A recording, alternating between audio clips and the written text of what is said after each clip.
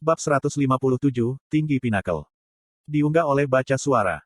Kapten JARNASAUDDYR. Ulrich, bisikku, mengisyaratkan dia untuk pindah ke kiri saat aku berjongkok di bawah batang kayu yang jatuh.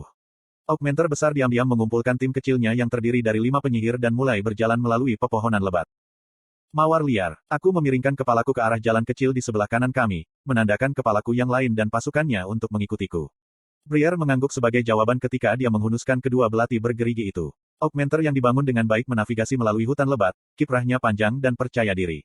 Saya mengikuti di belakangnya dan pasukannya beberapa langkah di belakang dengan jari-jari saya dengan cemas diposisikan pada cengkeraman artefak saya, siap untuk menyerang. Aku bersyukur atas badai dingin yang terus-menerus melolong di antara pepohonan, meliuk-liuk cabang dan membuka dedaunan mereka. Itu berfungsi untuk menutupi suara langkah kaki kami saat kami berjalan lebih jauh ke dalam hutan. Penjernihan sering terjadi tetapi saya menavigasi pasukan saya menjauh dari mereka, kalau-kalau kami dihadapkan pada bahaya besar yang telah diperingatkan oleh Kapten Glory kepada saya. Aku menekan keinginan untuk mengejek kekonyolannya, mempercayai kata-kata seorang remaja yang entah bagaimana berubah menjadi tombak. Dia mungkin membuat kecurigaan tentang musuh yang kuat ini sehingga dia bisa melarikan diri sendirian untuk menghindari pertempuran. Aku akan menangkapnya saat aku melihatnya menangkapnya, pikirku. Mungkin peran penting saya dalam mengusir pasukan Alakrian dan menangkap tombak jahat akan memberi saya promosi yang layak. Dengan enggan aku mengikuti Kapten Glory ketika dia tiba-tiba mulai memerintahkan pasukannya untuk mundur. Adalah kesalahanku untuk begitu saja mempercayai penilaiannya. Setelah diberitahu oleh Kapten Glory tentang apa yang diperintahkan kepadanya untuk dilakukan dengan tombak itu, saya segera mengembalikan pasukan saya. Dia berani membuang pertempuran dan berisiko membawa seluruh pertarungan ke koki dan petugas medis kembali di perkemahan, tapi aku bukan bawahannya. Pertempuran menjadi kacau setelah pasukan Kapten Glory mulai mundur, hanya menyisakan pasukanku untuk bertarung. Namun, mengambil keuntungan dari fakta bahwa Alakrians mencoba mengejar pasukan Kapten Glory, mudah bagi prajuritku untuk menaklukkan banyak pasukan musuh yang diduduki. Lebih baik lagi, Kapten Glory menerima konsekuensinya karena penilaiannya yang begitu kecil di tengah pertempuran, dia mengalami luka yang cukup besar di sisinya yang membuat saya bertanggung jawab atas kedua pasukan. Dengan keahlian saya sebagai seorang komandan, saya segera menyatukan dua pasukan sekutu yang terputus-putus dan kami melanjutkan pertarungan sampai sebuah ledakan meletus sedikit ke selatan dari tempat kami bertempur. Tanpa diduga, para pemimpin musuh mulai memerintahkan para pemimpin mereka untuk mundur, meninggalkan kami dengan kemenangan yang luar biasa. Suara pasukan bersorak saya mengisi saya dengan rasa kepuasan yang mengingatkan saya pada apa artinya menjadi figur kekuasaan.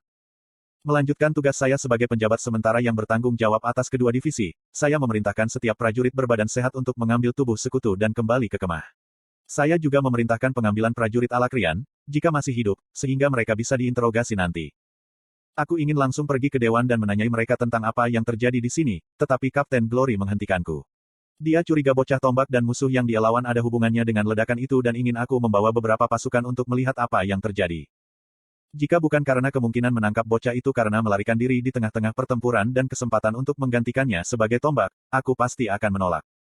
Mungkin para dewa akhirnya memberi saya imbalan atas pelayanan saya kepada Raja Glider dan sekarang, keseluruhan dicaten. Saya akan menjadi salah satu puncak kekuasaan di benua ini. Ketika kami berjalan lebih jauh ke selatan, semakin hati-hati kami dengan langkah kaki kami. Saat matahari terbenam, kabut mulai menyatu di antara batang-batang pohon yang tebal, menutupi tanah bahkan tepat di bawah kami. Lebih daripada kemungkinan musuh yang dibayangkan, aku ingin membuat bocah itu lengah dan tanpa sengaja mematahkan ranting mungkin membuatnya lari dan memperumit tugas. Sumber saya di Kastil Dewan mengatakan kepada saya bahwa Arthur tidak menerima artefak yang diberikan kepada masing-masing tombak untuk meningkatkan kekuatan mereka, tetapi menjadi ceroboh akan menjadi kesalahan, betapapun dia pengecut, bocah itu masih tombak. Briar, tangan kanan saya, berhenti dan tanpa kata-kata memberi isyarat agar saya datang. Berjalan melewati para prajurit di unitnya, aku tiba di depan pohon yang tampaknya dulunya adalah pohon. Melihat lumpur gelap yang menggenang di tengah batang pohon, perlahan-lahan aku mengulurkan tangan ketika Briar menepiskan tanganku. Mataku menyipit ketika aku melirik bawahanku, tapi Briar hanya menggelengkan kepalanya dan mencelupkan pisau cadangan yang diikatkan ke pahanya ke dalam genangan air. Dengan desisan samar, bila pisau telah benar-benar larut hanya dalam hitungan detik. Mengalihkan pandanganku ke sisa pohon yang baru saja terguling, aku menunjuknya, memastikan asam inilah yang menyebabkannya. Briar mengangguk sebagai jawaban dan kami melanjutkan perjalanan kami sampai salah seorang pria, atau lebih tepatnya, seorang wanita, menunjuk beberapa pohon lagi dengan korosi yang sama di tengah batang pohon mereka. Beberapa pohon masih berdiri, dengan asam hanya membuat lubang kecil, sementara yang lain meleleh sampai ke akarnya. Tajam jepret di atas kami menyebabkan kami semua segera berputar ke arah suara. Wanita itu dengan cepat menggerakkan panah ke busurnya dan langsung menembak.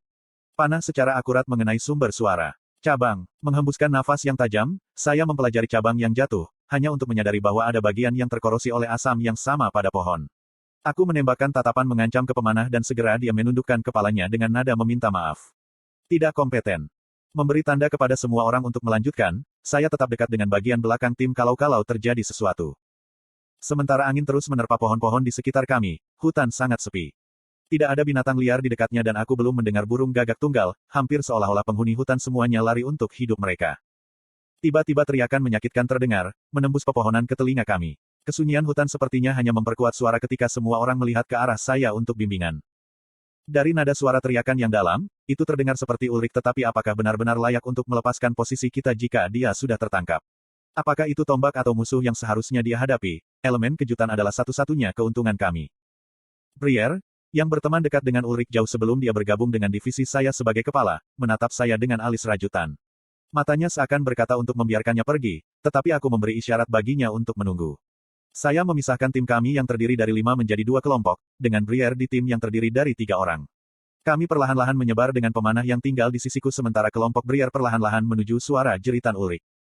Kepadatan pohon menyusut ketika kami mendekati pembukaan yang besar, dengan semakin banyak tanda-tanda asam terlihat di sekitar kami. Tanah di bawahnya tiba-tiba turun, hampir membuat kami jatuh ke bawah ke dalam kabut misterius yang tumbuh lebih rapat ketika kami semakin dekat ke lembah. Dengan pemanah yang melindungiku dan Briere dan kelompoknya beberapa langkah di depan kiriku, aku membuka pegangan artefakku, Storm Macro, dan menambahkan mana untuk mengubahnya menjadi tombak besar. Dengan kabut hijau yang mengerikan menghalangi pandangan kami dan tanah di bawahnya yang tidak rata, saya menekan godaan untuk kembali dengan pikiran menjadi tombak dan saya mengangkat tangan saya, mengangkat 3 jari. Aku diam-diam menghitung mundur. 3, 2, 1. Melontarkan auman, Briere menebas dengan belati bergerigi, melepaskan semburan angin kencang tajam untuk menghilangkan kabut yang berpotensi berbahaya. Apa yang ada di?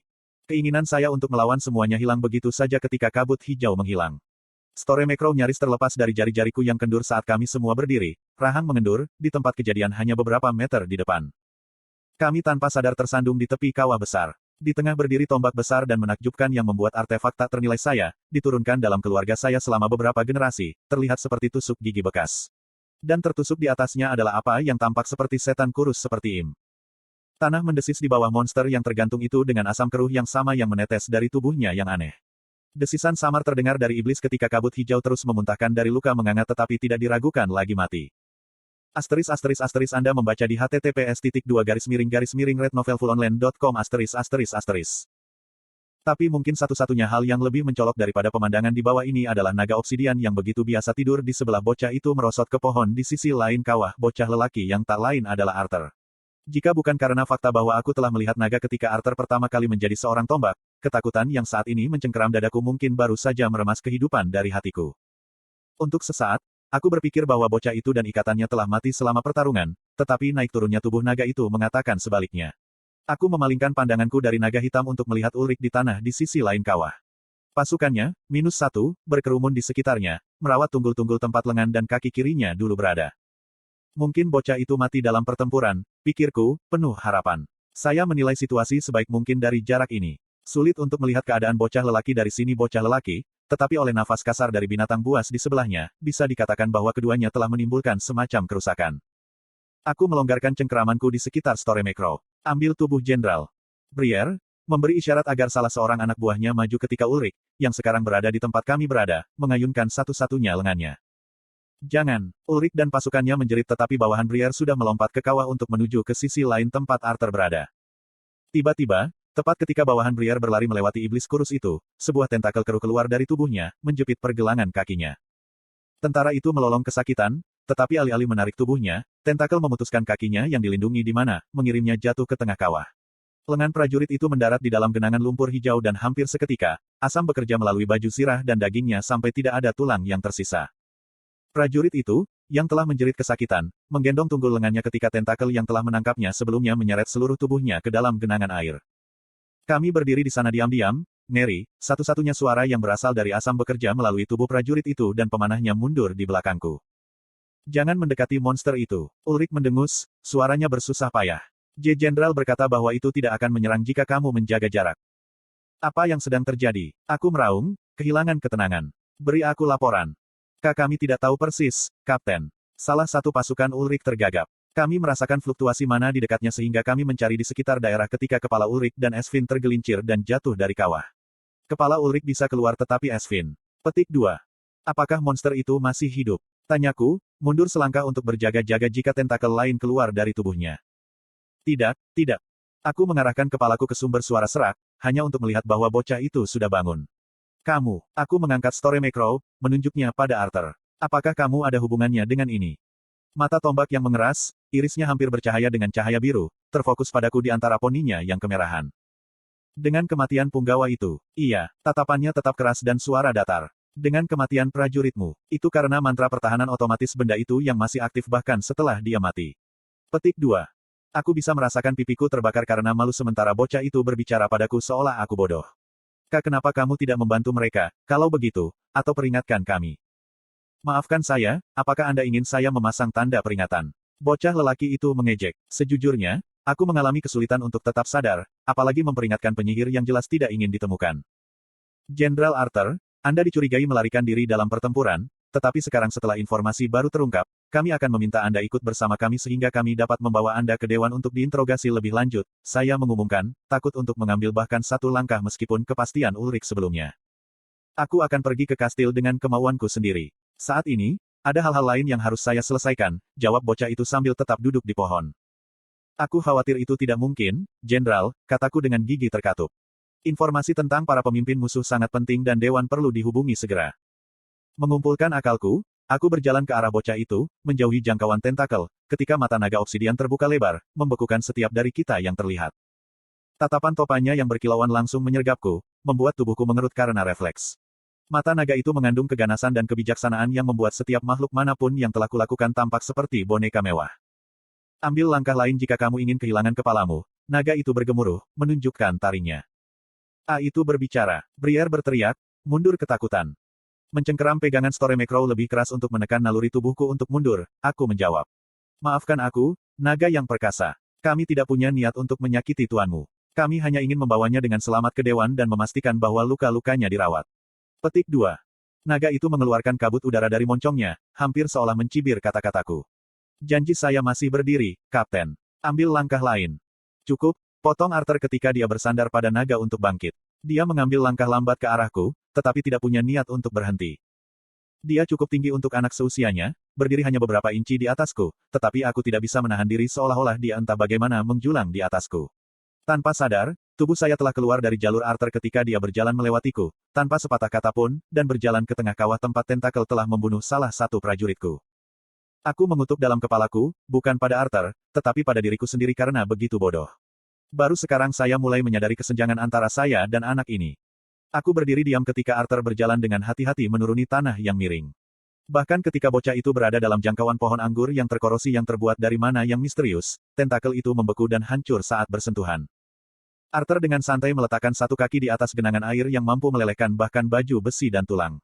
Saat asam membeku dalam kondisi padat, bocah itu menginjaknya dan mengulurkan tangan ke arah monster itu, menarik keluar pedang-pedang yang sudah usang. Sylvie, ayo pergi. Naga obsidian itu mengepakkan sayapnya, menciptakan gelombang angin di bawahnya. Naga itu melayang di atas Arthur dan menurunkan ekornya agar tuannya bisa memegangnya. Dipasang di atas binatang buas, Arthur menyarungkan pedangnya dan menatapku dengan tatapan tajam. Suruh Kapten Glory atau orang lain yang mampu membawa mayat pengikut ke Dewan. Ada sengatan tajam pada kata-katanya bahwa aku akan menghukum orang lain karena, tetapi aku menahan lidahku. Rasa takut yang masih melekat dalam diri saya dan tekanan yang sangat kuat yang dipancarkan Arthur memancar ketika dia memberikan instruksinya membuat saya kehilangan semua kepercayaan yang tersisa yang saya miliki. Dia benar-benar tombak. Aku menyarungkan senjataku dan berlutut. Ya, Jenderal.